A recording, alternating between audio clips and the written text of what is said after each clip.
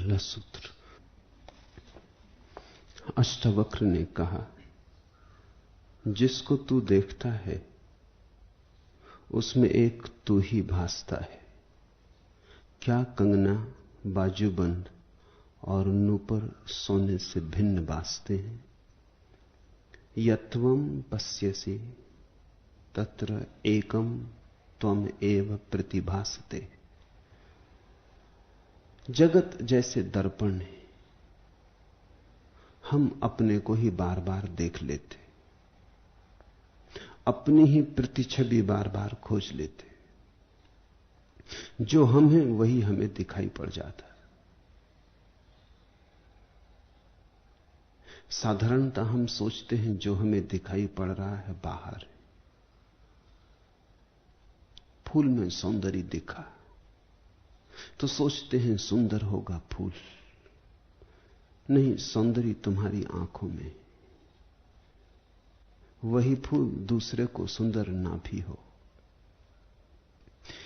किसी तीसरे को उस फूल में ना सौंदर्य हो ना असौंदर्य हो, कोई तटस्थ भी हो, किसी चौथे को उपेक्षा हो। जो तुम्हारे भीतर है वही झलक जाता। किसी बात में तुम्हें रस आ जाता, रस तुम ही उंडेलते हो। किसी दूसरे को जरूरी नहीं उसी में रस आ जाए। तुम डोल उठते किसी गीत को सुनकर, और किसी दूसरे प्राण की वीणा जरा भी नहीं बजती। मनस्विद, तत्वविद, दार्शनिक सदियों से चेष्टा करते रहे परिभाषा करने की, सौंदर्य की, शिवम की, सत्यम की परिभाषा हो नहीं पाती। पश्चिम के बहुत बड़े विचारक जी मूर ने एक किताब लिखी है, प्रिंसिपिया इथिका। अनूठी किताब है, बड़े श्रम से लिखी गई। सदियों में कभी ऐसी कोई एक किताब लिखी जाती। चेष्टा की है शुभ की परिभाषा करने की कि शुभ क्या है, व्हाट इज गुड। 200-250 पृष्ठों में बड़ी तीव्र मेधा का प्रयोग किया है, और आखिरी निष्कर्ष है कि शुभ अपरिभाष्य है। The good is indefinable. ये खूब निष्पत्ति हुई। सौंदर्य शास्त्री सदियों से सौंदर्य की परिभाषा करने की चेष्टा करते रहे। सौंदर्य क्या है, क्योंकि परिभाषा ही ना हो तो शास्त्र कैसे बने। लेकिन अब तक कोई परिभाषा कर नहीं पाया। पूरब की दृष्टि को समझने की कोशिश करो। पूरब कहता है परिभाषा हो नहीं सकती, क्योंकि व्यक्ति व्यक्ति का सौंदर्य अलग है, और व्यक्ति व्यक्ति का शुभ भी अलग है। व्यक्ति वही देख लेता है जो देखने में समर्थ है। व्यक्ति अपने को ही देख लेता है। जिसको तू देखता है उसमें एक तू ही भासता है।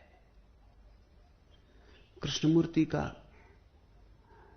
आधारभूत विचार है, the observer is the observed.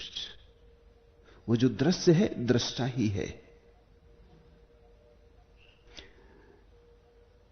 पीछे हमने अष्टावक्र के सूत्रों में समझने की कोशिश की कि जो दृश्य है वो दृष्टा कभी नहीं है।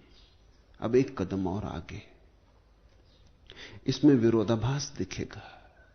किसी ने प्रश्न भी पूछा है कि आप कहते हैं जो दृश्य है वो दृष्टा कभी नहीं, और कृष्णमूर्ति कहते हैं दृश्य दृष्टा ही है। ये दोनों तो बातें विरोधाभासी हैं। कौन सच है? ये बातें विरोधाभासी नहीं हैं, दो अलग तलों पर है। पहला तल है, पहले ज्ञान की किरण जब फूटती तो वो इसी मार्ग से फूटती है, जानकर कि जो दृश्य है वो मुझसे अलग है।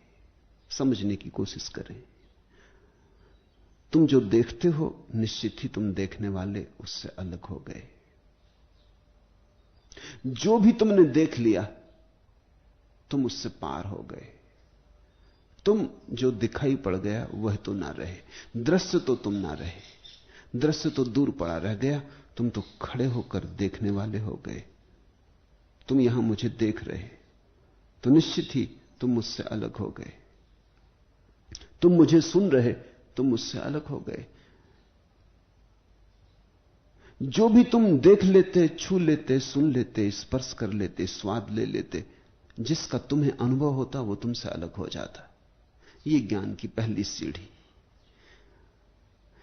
जैसे ही ये सीढ़ी पूरी हो जाती और तुम दृश्य से अपने दृष्टा को मुक्त कर लेते, तब दूसरी घटना घटती। पहला तुम्हें करना होता, दूसरा अपने से होता। दूसरी घटना बड़ी अपूर्व है। जैसे ही तुमने दृश्य से दृष्टा को अलग कर लिया, फिर दृष्टा दृष्टा भी नहीं रह जाता, क्योंकि दृष्टा बिना दृश्य के नहीं रह सकता। वो दृश्य के साथ ही जुड़ा है। जब दृश्य खो गया तो दृष्टा भी खो गया। तुम दृष्टा की परिभाषा कैसे करोगे? दृश्य के बिना तो कोई परिभाषा नहीं हो सकती।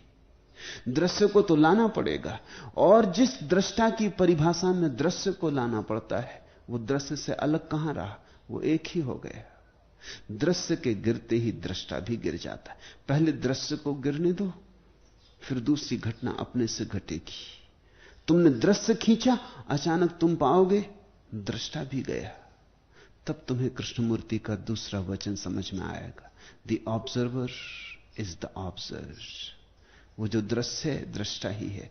और आज के सूत्र में अष्टावक्र भी वही कह रहे हैं। ये सूत्र थोड़ा आगे का है, इसलिए अष्टावक्र क्रम से इसकी तरफ बढ़े। पहले उन्होंने कहा दृश्य से मुक्त कर लो, फिर दृष्टा से तो तुम मुक्त हो ही जाओगे। दृश्य और दृष्टा दोनों एक ही सिक्के के दो पहलू हैं।